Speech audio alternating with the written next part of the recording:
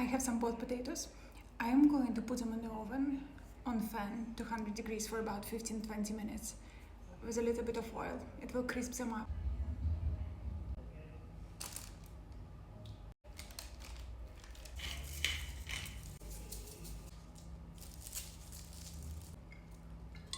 We have capers, shallots, and exactly one pickle.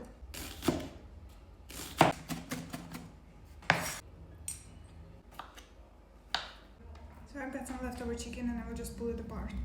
Let's do a couple of tomatoes and some chives. Potato, tomatoes. I found some caramelized onions from yesterday's dinner. And this pickly, shalloty thingy. Very good.